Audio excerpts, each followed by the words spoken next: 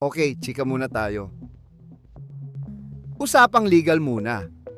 Sa impeachment trial ni VP Sara Duterte, sinabi ng NBI na may ebidensya na nag-uugnay sa kanya sa banta laban kay President Marcos at pamilya nito. Kasama sa mga tinalakay ang Operation Romanov at ang kaso ng tatay niya sa ICC na sinasabing nagpapakita ng kakayahan niyang isagawa ang banta.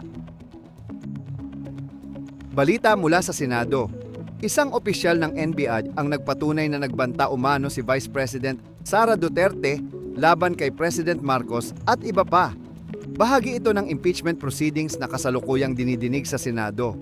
Patuloy na sinusubaybayan ang mga pangyayari at inaasahang magtutuloy pa ang mga pagdinig sa mga susunod na araw. Update sa health sector. Iniimbestigahan ngayon ng NBI ang pagkamatay ng isang grade 4 student sa Cavite matapos ang isang deworming activity sa school.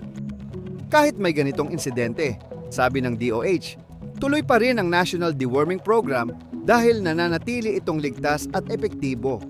Abangan natin ang magiging resulta ng imbestigasyon.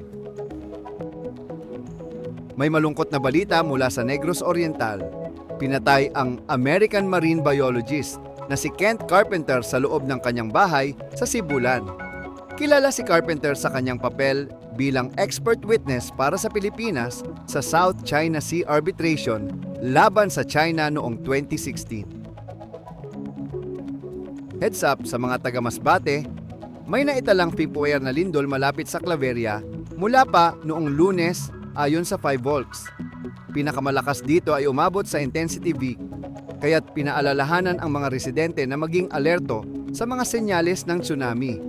Importante na maging handa tayo sa anumang posibleng aftershocks o pagbabago sa sitwasyon.